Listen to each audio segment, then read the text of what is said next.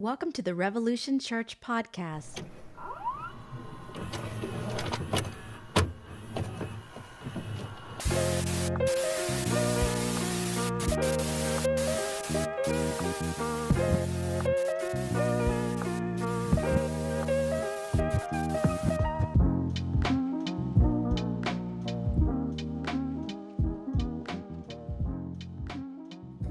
Hello, hello. How are you? So popped on, 5 minutes early, so it's not a rush and a panic for me to get on in time. I actually don't know if I need my headphones anyways. Boom. All right, excellent. Thank you. There's nothing for me to hear, so I don't know. I don't need my headphones. All right, so we'll give it a few minutes, let people filter in, and then we'll do our talk. Daredevil. It's the I'd say Daredevil's the best because I really do love Daredevil, but he's tied at number 1 with Swamp Thing, who I'll be talking about a lot today. But those are my 2 dudes, Daredevil and Swamp Thing. So yeah, we're just gonna do the Iron Man is great. Iron Man's great. He's got a great origin story. I don't know fully what it's like in the comics, but I would think that it's similar to what it is in the movies, except for in the past. But no, I do love me some Iron Man. Comics, I'm really getting into them recently. I started when I was younger, I read a lot of comics. Um, but I didn't really grasp them. And now that I'm older, I have some friends that are pointing me in the right direction of some comics. And so it's I've been reading a lot of them, mostly Daredevil and Swamp Thing. So I've read some Batman. Not a fan. Not a huge fan, but that's a story for a different time. I've never read any Star Trek comics. I'm sure they're awesome. Yeah, we'll see. I mean, it's today's a weird day being 9/11 and everything like that. So, I don't know who's like gearing up to, watch, but I I genuinely don't know how long this talk is because and I'll explain a little bit of it, but I start to get a little like second guessing myself so that I would be able to tie it all together. So I wrote more than I normally do. So like normally I just have bullet points. And so having written it all out, there's more pages than I normally deal with, but it could be the same. So could be really long, could be short. We'll play it by ear. I'm not going to keep everybody too long. If it develops into being something longer, then we'll do like a two-parter. Why, thank you, thank you. I try. It's but you never know. You never know until you're actually doing it. So thank you, thank you. All right, so we're getting more people. We're getting more people. It just turned 2 o'clock, so we'll give it a little bit of time. See who wanders in. We want to give people enough time to log on, see that Jay's not talking, and then sign off. But I mean, I get it. Like if people sign on to hear Jay and it's not Jay, but but hey, maybe they don't tune in. Maybe they go, "Oh, I'll just listen to the podcast of this one or watch it on YouTube." So who knows? Maybe they will end up listening even if they're not there. Oh, hey Zoe. Zoe, I'm excited because you're a big Swamp Thing fan, right? And we're gonna be talking about Swamp Thing today. And Jesus and Paul. Don't worry. Don't worry. All right. You know what? Let's do it. We've been live for 10 minutes and it's 5 minutes past 2. That gives people time so we could just take off. So again, I said it a little earlier, but I will it bears repeating. Everything's fine with Jay. There's a teacher strike in Seattle. And so, since the kids have not been at school, it just threw off Jay's whole timeline of getting things done, preparing everything. So that is why I'm here today, because I do not have kids, and if I did, I don't believe any of the schools here are striking, so I would not have that same problem. So I'm always glad to help out, and but uh, hmm. Yeah, I asked. So the what Zoe just posted in chat was because I asked the question of in Canada, what is the feeling now that the Queen has passed away? And so very, very interesting. So, all right. So, even before I was asked to give a talk today, I had things just rattling around in my head. Again, I didn't know if they were linked, but they were just things I was struggling with. One, I've said it before and I'll say it hopefully not for years to come because the issue will be resolved, but I cannot stand the division that's going on, especially in the United States. I'm sure that it's everywhere, but it's really, really amplified in the United States, and I can't stand it. Um, Another thing, because I've been reading a lot of Swamp Thing, which I'll get into, I've been thinking a lot about humanity and the ability to see humanity in ourselves and others. And then the last thing that was kind of rattling in my head was about outrage culture, which I think is going on a lot these days. We spend a lot of time talking about cancel culture, but I think that outrage culture is just as big of a topic because it is contributing to a lot of um, issues. So I'm tired and frustrated and super angry all the time, and I hate it, but all this stuff is just weighing me down. And I feel like in general we're attacked on every front, right? Because as like human nature sadly is to form tribes and divisions and everything from politics to sports to the example that Jesus gives in oh, hey Jay. So the example that Jesus gives in which, a fisherman catches a fish and then human nature goes into the net that did not separate or categorize fish, and then the human is taking and categorizing. So it's in our nature to do that. But then also again, in other countries, but mainly in America, we only have like a two-party system, and uh, that in itself leads to division and tribalism and that mentality. And so we've always been struggling with that. Nowadays, though, is the news, media, social media, it like agitates us. We're all already heightened, and then it just like agitates us. And what it's been doing is a lot of the politicians have been doubling down on this feeling of division and amplifying it. And I'm actually not going to get too in the weeds into politics. These are just examples that I've experienced, and there's I'm not really going to dive deeper into these specifics, but just say with you know, the current president is trying to do some student loan forgiveness for federal loans, and that is a topic I could go on forever about, and about legal loan sharking and all that stuff.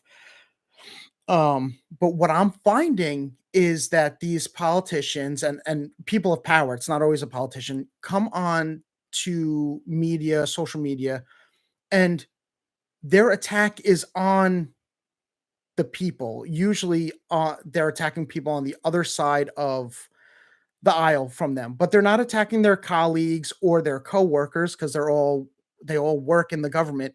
But instead, they're making fun of like citizens. They're saying like, "Oh, you're a lazy barista that can't put the bong down enough to get off the couch, and now we have to forgive your loan," which I could go on forever about how that is not the reality of the situation.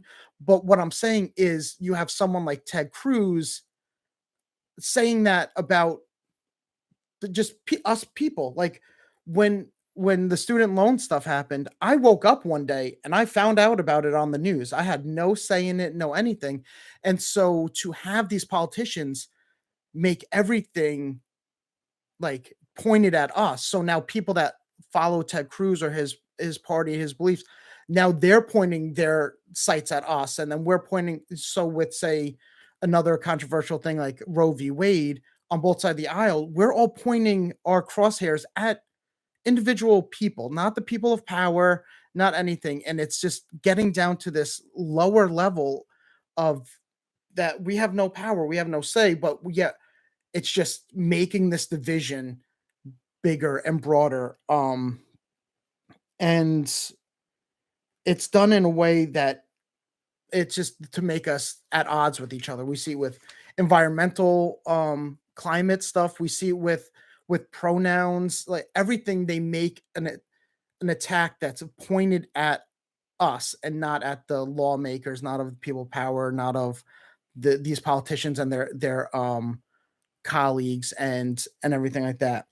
So that's where I'm at, and I'm frustrated. And so in preparing this talk, my wife did have to step in and help me out because as you could tell just even from that little bit in my headspace that I get to, I could get very defeated, which leads me to be nihilistic. And so, even when I have what I think is an uplifting message, it gets caught in that whirlwind of that defeatist, nihilistic view of mine. And so, I'll say something along like, what's the point of arguing? It's not like we have any power, we can't change anything. So, my view is like, why are we arguing? We shouldn't be arguing.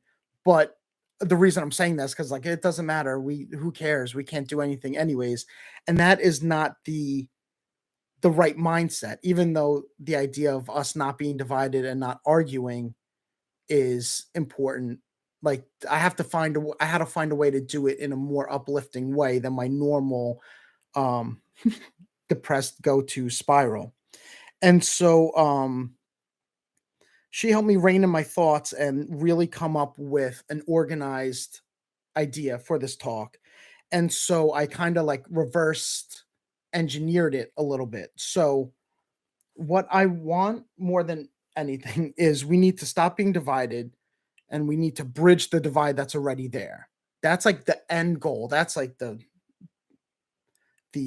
top tier, right? And so but how do we do that? So to do that, we need to stop seeing the other when we look at each other. We have to stop seeing enemies. We have to stop seeing the other, as we say in revolution. But how do we stop that? So, but to do that, we need to recognize each other's humanity. But how can we recognize each other's humanity? And that's that we have to search and find our own humanity because humanity sees humanity, right? And so we have to find it in ourselves so that we could see it in others. Um, but we can't see any of that humanity if we can't see past our outrage, right? When I was talking about outrage culture, because it blinds us. We get so blinded to a lot of things through our outrage and the culture of it that's everywhere. It's social media, news, friends, family. Everyone's outraged all the time. And if you really think about it, very often we're outraged just for the sake of being outraged. So, how could we then stop being outraged?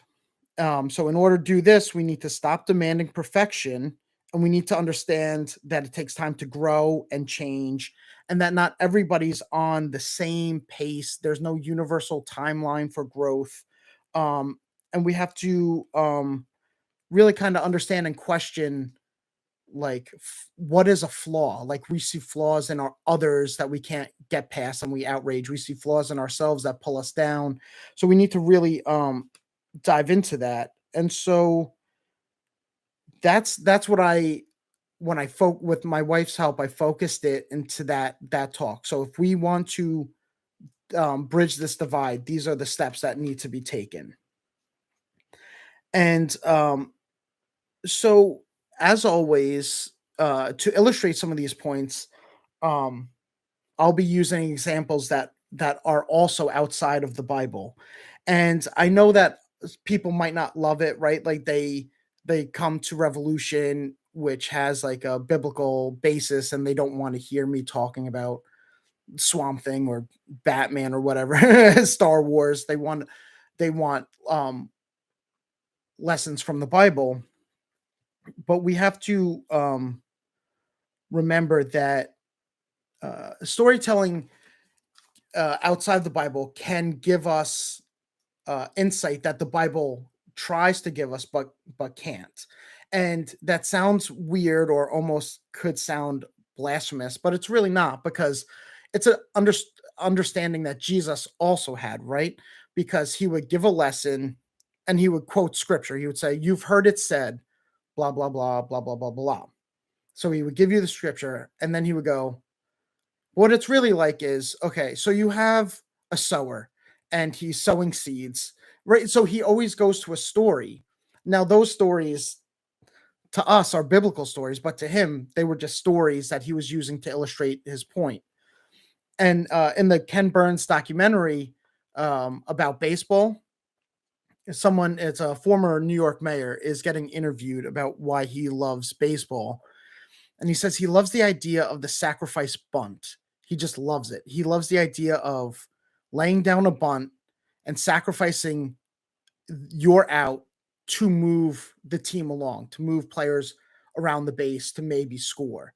And he said that it's laying yourself down for others, for the good of the team, for the good of the community. He says the Bible tried to teach you that, but didn't. But baseball taught you that. So there is that mindset of we could take big biblical principles, and then through exterior stories that aren't in the Bible, we could see these great ties to biblical teachings that, because of the nature of the Bible, we get blind to sometimes. So I will be diving into some of that stuff. I just want to give a heads up. So we need to bridge the divide and stop othering each other. But we can only do that through recognizing humanity in ourselves and others. So to dive into discussing about humanity, that's where Swamp Thing comes in.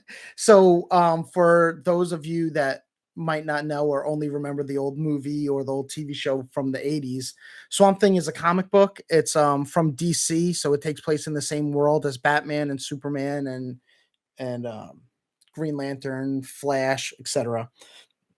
Um, but what happens with Swamp Thing is it has a very interesting story, like behind the scenes story, in which Swamp Thing started out as just kind of a run of the mill, almost like monster stories. You had a human that through an accident became a Swamp Thing, right? So just I'm not even sure of the powers that Swamp Thing had at the time, but overall the comic book started to not go well. And I believe it was in the 80s or maybe a little bit earlier, they were going to cancel Swamp Thing. And so what they did in one last ditch effort is they brought in a writer named Alan Moore to kind of revamp it and see if he could save it. Now, Alan Moore he's a very great writer in general and a great comic book writer. He wrote Watchmen, V for Vendetta. So you could see he's very great, and he's like a step above normal comic books, and he gets very heady, right? He gets very philosophy heavy in his stuff. So what ended up happening is he completely, in his first issue that he took over, completely rewrote what Swamp Thing is. So instead of being a man that turned into a monster, what we learn about Swamp Thing is that the man that he once was died completely. And the consciousness and memories of that man seeped into the earth and then reformed as a humanoid type swamp creature. But that creature is not a human. He's not a former human. Is, as Zoe wrote, an earth elemental, right? So the reason I bring that up is because it brings us into this really interesting thought process of what is a human, like what is humanity? Because Swamp Thing now has a physical form that resembles a man. He even has organs, but instead of kidneys, it's literally like a potato shaped as a kidney, right? So like his body completely formed a human body, but just has the consciousness and memories of his former self. So does that make him a human when we learn he's not a human? It's very, very interesting stuff. And again, the reason I am so focused on this is because just like it fits perfect with this talk. Once Swamp Thing learns this about himself, because he just thought he was a man that turned into a monster. But when he learned about this new reality for him, he has the Swamp Thing creature has a vision slash nightmare in which he's dead and he is surrounded by some creatures and a skeleton, and we learn that the skeleton in his dream represents his humanity. So when looking at the skeleton, he's talking to the creatures that are feasting on this body. He goes, "There's nothing left," and the creatures "Goes, we left you the best part. We left you the humanity."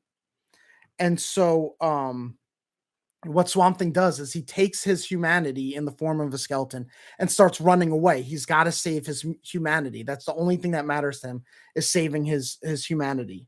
And so,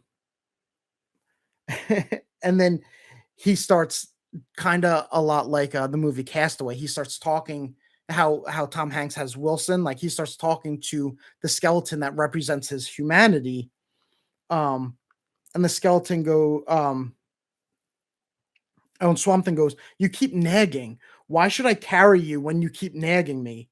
And the skeleton goes, "I know I'm a little beat up and battered, but I'm still worth the effort, aren't I?" Right. And so that's something that we fall into also, where our humanity gets bumped and bruised and it like nags at us a lot of times, but it's worth it. Right. Um, and then the skeleton says, and this line is great. He goes, I'm your humanity. I'm what keeps you going." And so you could see, when I'm so focused on the idea of humanity and seeing it in others, why Swamp Thing, although it's a comic book, is this great source of getting us thinking and engaged in this concept. Um Sorry, I'm flipping back and forth, so I got to find my place of where I was. So now that Swamp Thing has his humanity, right? He saves his humanity, and now he's this elemental creature, but with his humanity. He starts to approach things very differently. Um, he doesn't have your typical good guy, bad guy fights, because a lot like what Alan Moore explored in his character of Dr. Manhattan. um, I gotta fix this. Sorry. Um, what he explored in the character of Dr. Manhattan, he does with Swamp Thing. Like, what do you do if you're like more than a man, more than a person? Like, how would you engage in the like fighting bad guys? And so there are times where Swamp Thing will be fighting someone, and then they just kind of like stop and question why they're fighting, which I think is tremendous. Um, he also helps his enemies, quote unquote, see that they're really truly hurting themselves. In one example, there was his one of his like go-to enemies that show up multiple times. He was going to take out all the oxygen on the earth, so that or he's going to overload it with carbon dioxide. I think that, and so the humans suffocate, and then plants and elements would take over the earth. And then what Swamp Thing then tells him is, well, you're trying to do this, and you're going to end up killing, you know, everyone on the in the world, but that includes you. So you would only be killing yourself. So he gets very almost like philosophical about it. And this is when the Justice League tried to physically beat this enemy and couldn't. So Swamp Thing was just like, wait, oh, you're trying to hurt everybody, but you're just hurting yourself in the end. And the bad guy had the realization and begrudgingly leaves his plan. Another thing that happens is he had now that he knows that he's a monster, quote unquote, with humanity inside, that's how he starts seeing other monsters and enemies. There's one issue in which he encounters um a werewolf, and let me find the quote that I wrote down. So it's a werewolf, a woman turned into a werewolf, and she's lashing out, she's scared, she's angry. And so Swamp Thing encounters her in werewolf form and says, in her, as in me, the elemental um, energies are strong. We stare into each other's eyes, and I understand I do not have the right or the authority to stay her hand, but only the necessity to do so. But this is not my place of power. So he sees this enemy that's like on a rampage, and he sees the humanity in this werewolf. He sees past the monster, past the exterior, and sees this enemy and goes like, I don't have any power to do anything. But I have to protect people. So his mission was not fighting this monster, but yet instead following her around and making sure that she doesn't hurt other people. And it was really, really interesting to see that he sees an enemy and looks past the enemy and just sees the humanity inside and how that changes him. And so all of this new knowledge that he has completely changes him. And there are times in which again there was an issue where he was fighting vampires, because again it's comic books, so I know it sounds silly, but you could see where I'm going with this. He's fighting vampires, and the vampires live underwater in a city that was flooded. Previous issues that Swamp Thing might have flooded, I can't remember, but so they're living underwater because they're vampires, so they don't need oxygen, and down under the underwater is there's less light, right? So they're fine. And then they come out at night and feast and go back. And so Swamp Thing goes to fight these vampires in the way that he knows, the human way to fight.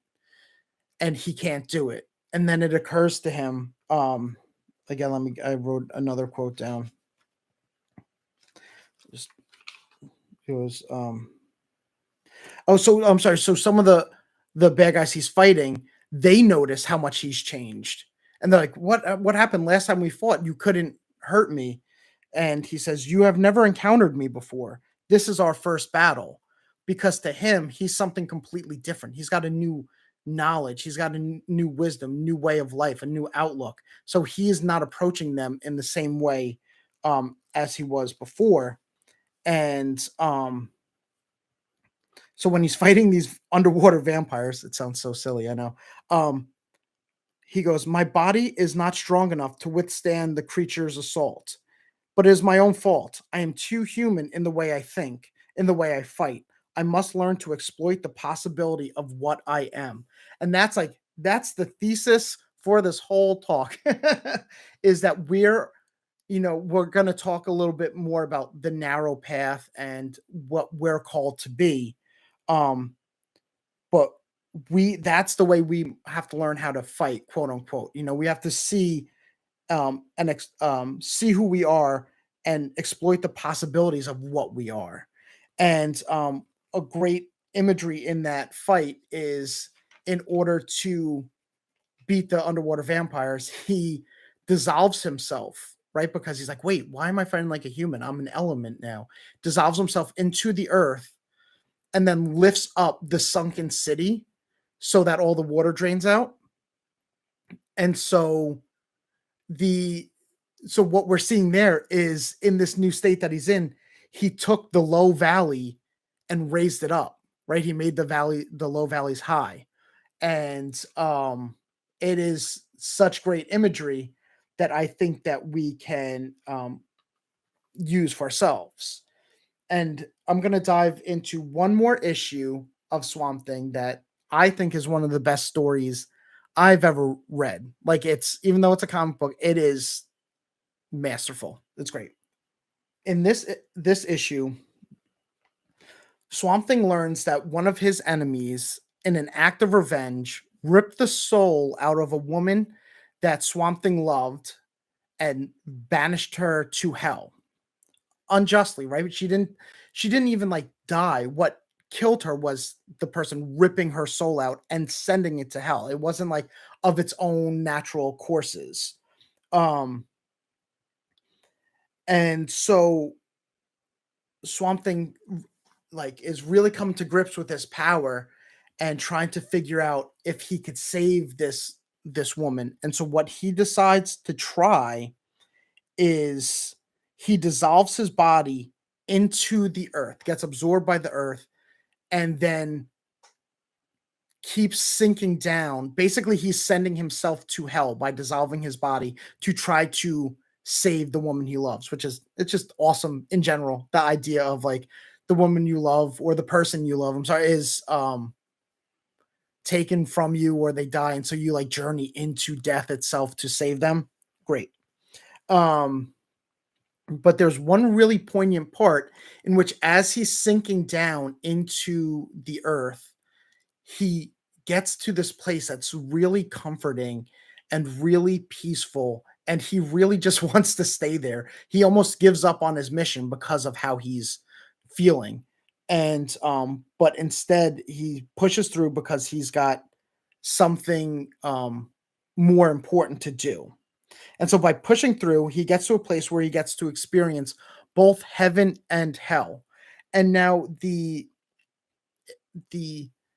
view of hell is very much what dreams may come, very pretty, to the extent that um even a flower from heaven brought into hell makes hell that much worse because they could see the beauty of the flower. And so it's just like, it's great thinking.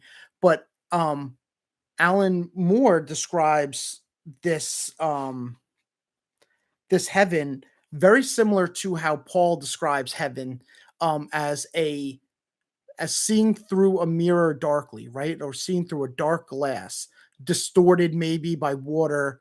That our view of heaven is like that. It's, we get a broad idea, but not the full on um, picture. And so the quote that I lifted from that is, he has seen but a few jigsaw fragments of a design that spreads outward forever. And so it's great. And then again, very relevant to this, if you're following along and I'm not jumping around too much, we learn that when they go into hell, Swamp Thing goes, God made this. And the person that's leading him through hell, like his fellow journeyman, says, like, God didn't create hell. Like, God didn't create this hell, man did. Which is great, because as I was writing this, I watched Rambo First Blood, and he says, that God didn't make Rambo, I made him. But it's like, but the idea that hell is of our own making, love it. So again, when I talk about his ability to see past the outward appearance of an enemy or another, and how sometimes in fighting they will um like join forces, or the fight gets resolved. um Sorry, I lost my place. I'll edit this out for the podcast. Oh, so in his quest, he gets aided by a demon, but a demon that he once fought on Earth. But midway through the fight, they found a more dangerous enemy, and the two of them teamed up and defeated that enemy. So it's very interesting that Swamp Thing was fighting an enemy, but sees the humanity in it, sees that fighting is just not what he's meant to do anymore. and then when there was something bigger that they couldn't be divided on, they teamed up and defeated that. And now, issues later, when Swamp Thing's journeying through hell to save the woman that he loves, he's aided by the same former enemy. It's great. It is so great. Um, so as you could probably see when I'm thinking about humanity, why I would be so drawn to this, because I see a lot of our struggles in this. So, because the way that I look at it, and I'm sure you look at it and Jay looks at it, is that if we choose to follow Jesus's teachings, we find ourselves on a narrow path, right? It's harder, it's often more frustrating, and at times we probably feel like Swamp Thing, where he just wants to stay in that comfort zone of like, oh, I don't want to sink where it's hard. I don't want to go where it's hard. This is so nice and comfortable. But for us, that's like, no, it's so comfortable to just be petty. It's so comfortable to just lash out at people. It's not like comfortable, but it's like closer to our natural state. So rising above it is just exhausting. And so it's a similar idea of the thing with Swamp Thing, except for he was sinking down and we're like raising up, but it's that same thing in which we have to get through our that easier, more comforting way of life in which we're just petty and spiteful and just really give into our human nature. And so that's what resonated with me when Swamp Thing like pushed through that, where he's like, oh man, I would love to just stay here, but I got more important things to do. I don't know why I'm so thirsty today, guys. So, so just like Swamp Thing, in order to stop seeing others as monsters, um, we have to see ourselves in them, right? So with that werewolf, Swamp Thing is seeing like, no, there's humanity in there. It's no more different than what I am. And this is a funny story that I heard, so it's a secondhand story.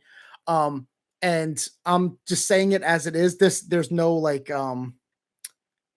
cheap shot at a political stance or a party. It's just the imagery was just very funny to me. That there was a lifelong, I believe they were a libertarian, and they're very advocate about, like very zealous about it. And then one day they took mushrooms and realized that other people have feelings and feel the same way that they do, and then like became a like a left leaning like because of it, because they just were not able to grasp that, and drugs help. But it's just the reason I bring that up, besides it being pretty funny, is um that it was the same Swamp Thing-esque path in which um that person needed to see themselves in someone else in order to fully get the other person's story. So, but in that same vein, jokes aside about mushrooms and everything like that, is in order to see humanity in others, and see ourselves in others, we need to stop expecting perfection from others, because expecting perfection leads to the outrage culture, and that outrage um, just blinds us so strongly. Two examples I have of this. Again, it's the example is of a political nature, but I truly am not going to dive into it. It's just you'll see why I'm bringing it up. But I saw a clip, and I'm sure we can't trust clips anyways because they could be out of context and everything. But it was discussing Roe v. Wade, and this one senator was really making some very valid points. If I remember correctly, they weren't even that angry. They were just saying about like protecting kids that are victims of abuse. And with these total bans, that you have these 10-year-old girls that are forced to go through this stuff, and it's just heartbreaking stuff. And he was really talking about it was questioning others in if they've thought of that, like what do they have to think about that if we're wanting to protect kids and then we're forcing kids to do that. And great points, but the whole time he was doing the politician thing, right? Because someone studied that a fist is obviously bad, pointing is bad. So they do this thing, right? I think it might have started with Bill Clinton, like this gesture. And so all the comments were like, "Oh, I like what he's saying, but I really wish he wouldn't hold his hand like that. It looks so stupid. I'm so distracted by his hand. And oh God, I can't stand how politicians hold their hand like that." And I was just like, everyone was so quick to be outraged by this like flaw, quote unquote, of just how he held his hands, that everything he was saying they were blind to, because they were just so annoyed that he held his hand in a certain way that they didn't like. And it was such a weird takeaway for me, but that's kind of what got me thinking about this outrage culture that we're in. And another example, and this is a slight spoiler if you haven't watched the Obi-Wan Kenobi Disney Plus series. You could plug your ears for, I don't know, 3 minutes. But there's um a character that's in the cartoons, and the cartoons take place after the show happens, right? In the timeline, it's later on. And so there's a character called the Grand Inquisitor that's in the cartoons that take place um after the Obi-Wan Kenobi show. And in the second episode of the Obi-Wan Kenobi show, that Grand Inquisitor, you see him get stabbed with a lightsaber, fall down, and presumed dead. Now, I was getting texts from people that were like, "I can't stand what Disney is doing," or "Kathleen Kennedy, she's ruining everything. She went against canon to kill that person, just for what? Just so she could have a powerful female character," right? It was just spinning out of control. And the whole time I was just thinking, like, how blinded they are by this outrage that they were just like hunting to be outraged at. Because if the cartoon takes place in the future and that character's in it, then clearly that character's not dead in the show. It's the second episode of 6 episodes, but they couldn't even like think that they would be coming back. It was just, they were like, "I can't believe Disney and Kathleen Kennedy did this," and they were so angry. It's like, wow, we really do get blinded by this outrage. Um, and so when we um allow ourselves to fall victim to this, and we're so blinded that everything just gets amplified, there are flaws that get taken out of context and they get magnified. And a great example of this is one of my two of my favorite dudes. So we have Joseph of Arimathea and we have Nicodemus. They're both high on the council. They're Jewish leaders, Pharisees, and they're often criticized as like being cowards because they followed Jesus in secret. They were not they didn't follow him boldly like everybody else did. And they are really kind of looked down at, um or like they're ashamed. And then comes time that Jesus is crucified, and he's crucified and he dies on the cross, and no one's there. None of the followers that are there, no one that was probably talking trash about Joseph of Arimathea and Nicodemus were there. But who were there? Joseph of Arimathea and Nicodemus were there. And what they do is the Bible says they go boldly to Pilate and say, "We're taking the body down off the cross." It To leave him on the cross completely goes against our beliefs and our religion. So here's the money, and we're gonna do it. So it's like they were seen as cowards, but when their time came, they were able to do what no one else was able to do, and they did it boldly, and they weren't ashamed. And so that's what happens, is there's like quote unquote flaws that people think they see, or things that they just don't like about it. And because they were so blinded by outrage, they can't see past that. um and even it's funny, because even in with the Bible constantly teaching us that Jesus uses flawed people and makes heroes out of them, often using what their flaw is, right? So he goes to Moses, go talk to Pharaoh, you're going to be my mouthpiece. And Moses is like, I have a speech impediment. I like stutter. I am not the mouthpiece. And he's like, no, you're the mouthpiece. Go do it like that. So he uses, a stuttering man as his mouthpiece of to command power and free free the slaves from Egypt. Same with Gideon. When God finds Gideon, he's hiding. He's doing his work. I believe it's at night while hiding because he's so scared. And God's like, "No, you're going to be a great warrior." So, that is our we see how God uses people and uplifts them, and what their flaw is not really a flaw. And a lot of stuff that happens, say with Joseph of Arimathea and Nicodemus, is they're judged before their time came, right? And we do that today with our outrage culture and cancel culture. Is we're not allowing the stories to play out. So not everybody's on the same timeline, and we know this because Jesus himself was frequently said, no, it's not my time.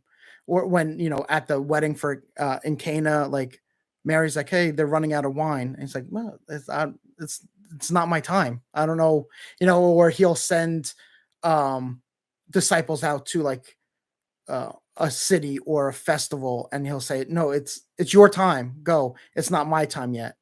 So he does acknowledge that not everyone's on this universal timeline of learning and growing and with their experiences.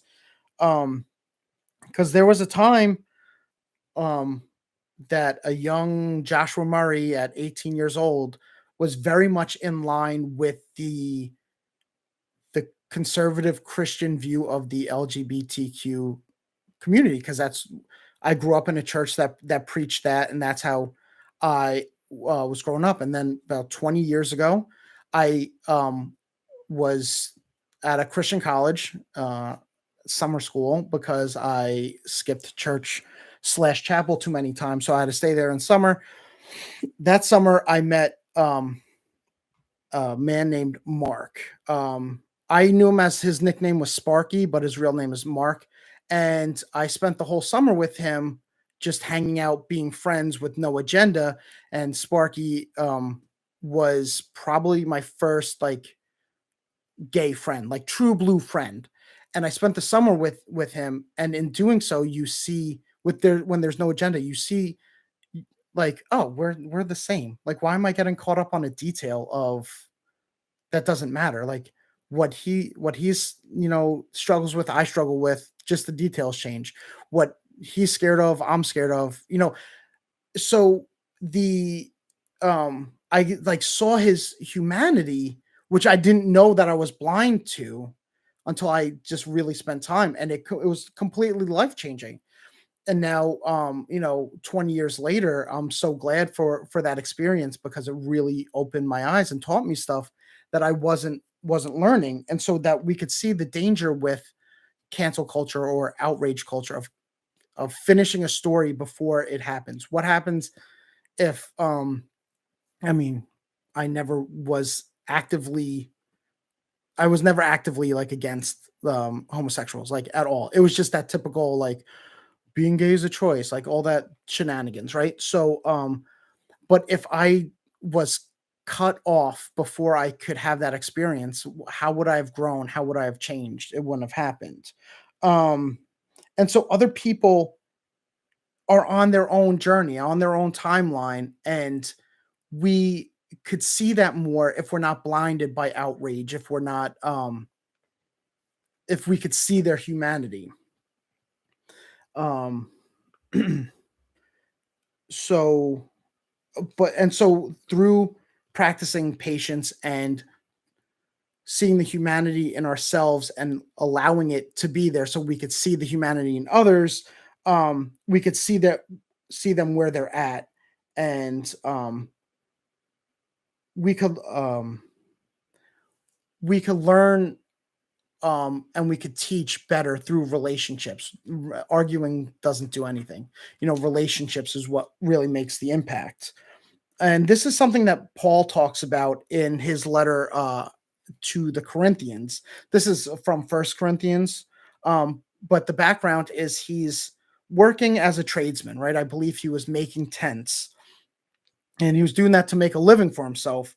And he was experiencing a lot of grief because the apostles and disciples at the time were, I'm not saying they're like celebrities, but maybe kind of like diplomat type status in which they didn't have to pay for things. They would go to a temple, the temple would feed them. They always had a place to stay. And it's something that Jesus did encourage. Like, if you're doing these things in my name, if when you're offered food, take it. You will be offered food. You'll be offered housing, take it. And but Paul didn't do this. He wanted to make his own living. And it's because he wanted to be like what he says. I don't know how it translates exactly, but he wanted to be a slave to all, right? He wanted to be lower than everybody and serving everybody and helping everybody. So to do that, he shed um those higher principles and ideals of free food and all that stuff. He's like, no, I'm going to be a common people because I want to be lowly. I want to serve everybody. And so in doing that, he treated his own humanity the way an athlete prepares for the Olympics, or as he says, how like a boxer trains for a fight. But he was saying that he's all in on this. He's not shadow boxing. He's training as if he's going to fight a real opponent, but he's talking about this metaphorically about his humanity and his practice of love, and seeing people where they are, and where they're at, and who they are. So he had the desire to become all things to all people, right? So if he wants to be weak when people are weak, like be weak with them when they're weak. He wants to be strong with the strong. If he's around people that follow the law, then he behaves in such a way that he follows the law too. So he's, and by doing that, he's meeting everybody on their level, right? Their humanity is eye to eye. Um, and another reason he did this, it seems, is because of what we also often talk about um, in revolution, and that is the dangers of legalism. And Jesus talks about it. Peter talks about it, right? Like the Pharisees, like hold us to the standard that even our ancestors couldn't uh, live up to, and Jesus says to the Pharisees, like, no, you teach these lessons that you think are right, and in doing so, you make your students and your converts twice as fit for hell as you are. And one time while at the temple, Jesus was saying, you're so legalistic, and you're threatening me. You want to kill me because I healed someone on the Sabbath. But you guys work on the Sabbath too. And people are like, what? He goes, if the day of your son's circumcision comes to be, and you have to circumcise him on his day, I don't know what it's called, but it would be akin to like a birthday type thing. There's a day for it. If that day falls on the Sabbath, you still circumcise your son, right? So it's a put that to them, in which you have two laws of Moses that are fighting against each other, right? About circumcision and about not doing anything on the Sabbath. And he goes, no, of course you circumcise, like you do it. So why are you attacking me? And so that's kind of not pointing out like hypocrisy, but um, pointing out the dangers of legalism, is you get like trapped into those corners. Um, and Paul expands on that by saying that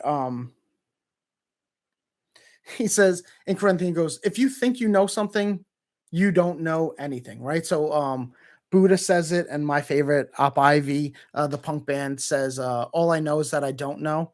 And so that's similar. He's like, "You think you know, but you don't know anything." He says, "Knowledge puffs you up, right? What That's what knowledge is good for. It makes you feel arrogant. It makes you feel proud." He says, "But love builds." So knowledge puffs you up, but love builds, and that's where we're trying to go in revolution and in our lives. Um, and the another warning that Paul gives is that along the lines of, if you think you know something, you don't. So he's saying is you have this knowledge that you teach, this legalistic knowledge, but what if you're wrong? And like going back to my example of Jesus in the temple, Jesus saying like, no, you're saying you can never do anything on the Sabbath, and then your son needs to be circumcised. So like what happens? What happens if your knowledge is wrong and that's what you're teaching everybody, hence making them twice as fit for hell? Um and so Paul is trying to warn people of that knowledge because he's also saying that you have this knowledge that you're teaching people, but not everybody is as strong-minded as others. So, having the feeling, the knowledge of from the Bible and revolution of grace and mercy and compassion and humanity, I will give, if me and so are talking, I'll give them maybe advice that I couldn't give to someone else because me and Zoe have an, an understanding of topics that might be out of the reach of other people, and that's not a bragging way. It's just having studied it and everything. So I can't give this universal advice because that's what Paul runs into, right? He gives advice on how to treat someone in the church, but the people in Corinth weren't able to process what he said and they went too far. And he's like, okay, all right, undo, control Z, right? And so that's a warning that he gives us, and he shows us that in an example too, when people, I guess he's gotten questioned on women in leadership, and this is kind of a bittersweet topic for me because growing up in a conservative church, as could tell, I always kind of, even when I was like in line with what they were teaching at the time, I always kind of was not an outcast, but I was never fully there. And I always wore hats like I always do. And so I was constantly getting talked at about men can't wear hats in church. And so that's why this topic it's been used against me forever. So it's really nice to get this view of it. So, there Paul's talking about like, yeah, no, men shouldn't cover their heads, but women should, but women have hair that cover their heads. So it goes, so I know what the scripture says, and he goes, there is a hierarchy. He goes, there's God, and then there's Christ, then there's man, then there's woman, right? Like that's how he does it. And he's got a rationale for it. And but then he goes, he goes, oh, because like woman came from man. God created man and then created woman from man. He goes, but then women give birth to men. So he goes, I leave it to your judgment on how you want to handle this situation, because he knows that the that dangers of teaching the wrong thing, that legalistic view. And when approached with it, he goes, this is the precedent for it, but there's freedom in it, but also there's this gray area where, yeah, woman came from man, but then woman gives birth to men. So you know what, handle it how you want, teach it how you want. I'm not going to tell you my lessons on it. I just thought that was really great. So basically, he also says, just do what you want, just don't hurt others, like don't harm others. And that's why he has that principle of I eat meat sacrificed to the idols, I eat meat sacrificed in the temple. But if I'm eating with someone and they're offended by the meat that I'm eating, I'm just not going to eat it around them. Like I'm just not going to do anything that's going to cause them pain and hurt. Um, and so to close this up, so I guess it was pretty on course with the time constraints.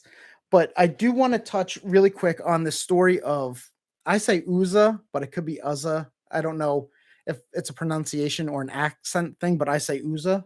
Now, Uzzah is a story that blows my mind because I wrestle with it. I can't wrap my head around it.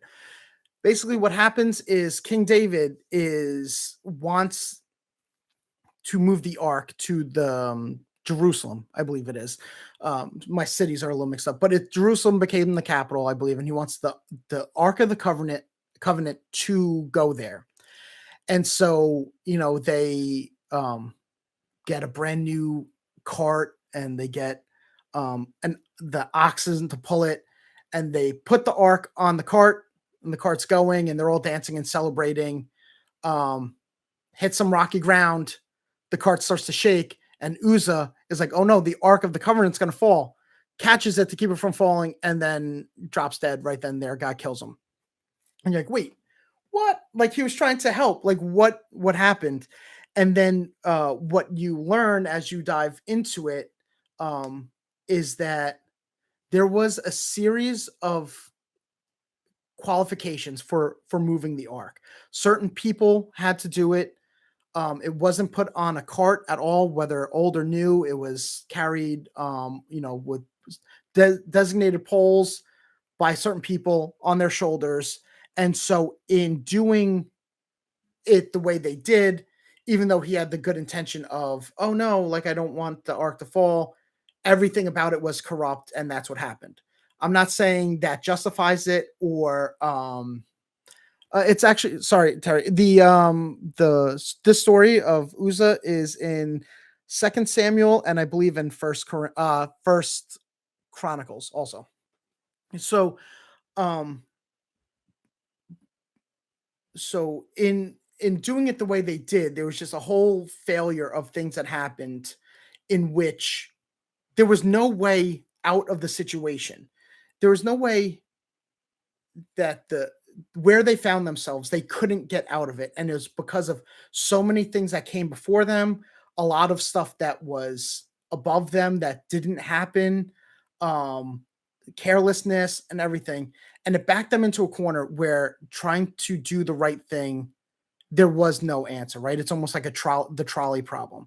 Um, and so so Uzzah is confronted with, all right, there's a whole like enemy tribe that died when the ark fell and was open, and it just killed everybody that was there.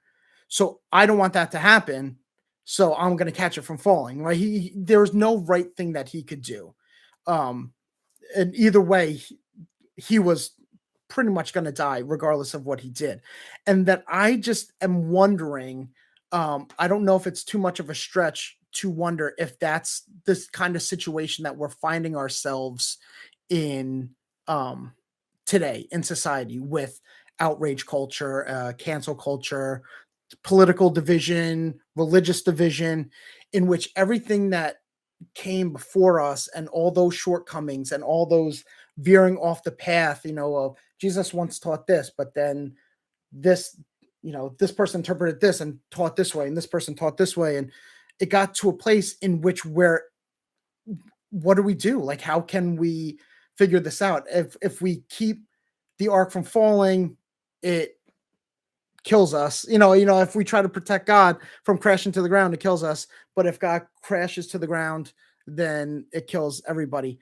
And so that's what I was wondering, if it has a parallel to where we find ourselves in society, individually, through in revolution. So the only way to change or fix and bridge this divide that we have is by finding the humanity in ourselves, so that we could see it in others, because like I said, humanity sees humanity. And so for the only way to do this is to look inward, and we talk about the narrow path, and going to what Paul talks about is dying to himself, right? That's why he chooses to make tents rather than be praised as with the disciples and apostles. It even has people questioning whether he really is an apostle, because he calls himself one, but everyone's like, I don't know, you're not acting like one. And so there is a dying to itself, and there's to bring it back one more time to our friend Swamp Thing. There's a it's a quote. It's out of context, but the quote is just great. So someone an enemy is trying to kill somebody. It's not trying to kill Swamp Thing, trying to kill someone. And they're saying like, oh, will there be pain? Will there be blood? Will there be all the stuff? But then goes, it doesn't matter if all that stuff's there. The dying's all that matters. And so that's what, when we're talking about dying to ourselves, so looking inwards and going through that comfort place to that narrow path, the harder path, um it's just, and dying to ourselves, it's everything else is details. The only the dying matters. So to die to ourselves. And so so yeah, it seems the only way, I feel the only way out of this mess is through the narrow path. And in order to do that, there is a necessary dying of ourselves. And um, so yeah, that's where I'm at, and I will read some of these comments. Thanks for sticking in there. I don't. I think it went pretty well. I don't know. I just like talking about Swamp Thing, so so I'll take it. So let me go see some of these comments. Sorry, let me see. For Swamp Thing, one of the most powerful creatures in fiction, to stop and see his enemy as a full being, he has to humble himself eternally. Yeah. Oh, entirely. Yeah, absolutely. Um, so Ray said, "Do you think the only thing we could do is wait for the collapse of capitalism?" I about, I guess, the bridge, the narrow path and the bridging the divide. I don't know that there's any way to defeat it by fighting it. I don't know. Not truly. I'm like in a weird gray area. I'm definitely not a capitalist. But I don't know how far left I go. But everything is broken, and I don't. I really don't know any sort of way out of it. To me, in America, it seems like the country. This is just personally. It feels like the country is dying, and instead of trying to fix it, everyone's just trying to make as much money as they can and loot the Titanic before it sinks. That's how it feels to me. So I really don't know. But let's see. Terry said Moses is my favorite Bible person, except for maybe Jesus and or David. They're all great people, which is great because only Jesus is the actual great person. Everyone else is kind of like a scummy, but that's what makes them great. Is that God uses them all the same. Um, so we go. So maybe I can make sure I don't have do the same thing. Maybe someone's reaching for the Ark of the Covenant instead of getting mad or offending them. I can recognize, or I'm sorry, getting mad or offending them. I can recognize that they're doing their best. Hashtag justice for Uza. I love it. I love it. Zoe liked my Titanic, looting the Titanic metaphor. So yeah, if anyone has any other comments, there are other comments in the chat. I just, a lot of it was conversations between people, which is great. We encourage that. I just didn't want to get into a thread of reading dialogue. So yeah, we won't stay on too much longer because we're already 10 minutes over. But thank you guys so much for tuning in and sticking with me. And anybody, if you have the Hoopla app, Hoopla, Hoopla, the Saga of Swamp Thing, I believe that's what the run is called. It's about 4 or 5 volumes, and that's the one that Alan Moore did. My only heads up with it is that the very first issue is of the Alan Moore run. The very first issue must take place immediately after the previous issue, before Alan Moore came in. So it kind of starts you in the middle of action, which is kind of really great.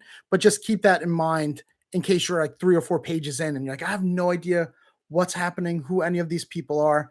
Just stick with it, and then you'll see that those details take care of themselves. So, but the Saga of Swamp Thing, it's by Alan Moore, and they come in volumes. I think there's 4 or 5. Um, I talked a lot about volumes 1 and 2 mostly. So the stuff that I said would be in there. So I believe in volume 2. So this the second collection. I think that's the where the story is of him sinking into hell to save people. So it's great. Oh yes, please, if you could donate to Revolution. We're really trying to get things moving, and things are moving, but it just, we have a leadership committee that we're working on, but trying to navigate like getting everybody free at the same time is tricky. And then we all get swallowed up by our whole lives, but there are things in the works. There's good things, fun things, but yeah, eventually, hopefully, maybe we'll get a physical building, and that would require money, but just in general, it does require money to keep Revolution going. So anything you can help with, that'd be great. If you go to the Revolution website, their Revolution, I think it's just revolutionchurch.com, right? There's a donate button, boom, right then and there. That just any help would be absolutely great. So, all right, everyone, thank you for hanging out, and this was a fun talk. It was really good. I'm just excited to oh, and yeah, and you could like videos, like Instagram posts. You could save Instagram posts or send them to friends or post them on your story.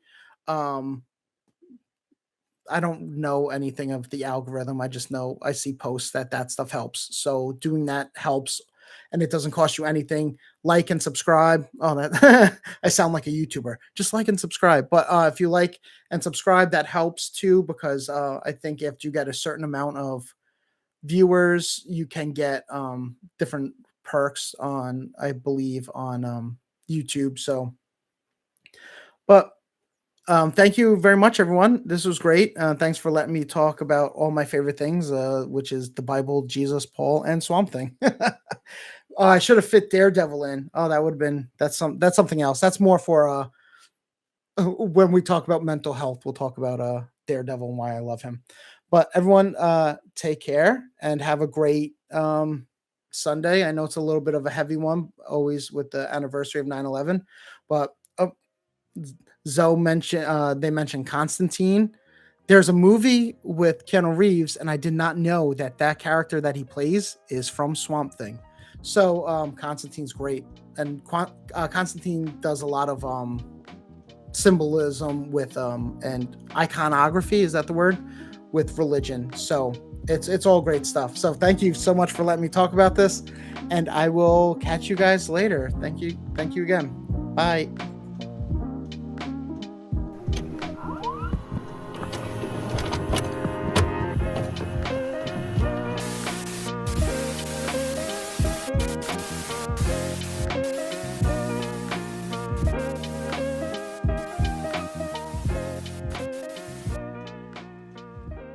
Thanks for listening. We hope you enjoyed this podcast. To make your 100% tax-deductible donation today, please visit revolutionchurch.com/donate. You can also learn more by clicking the donate section on the website.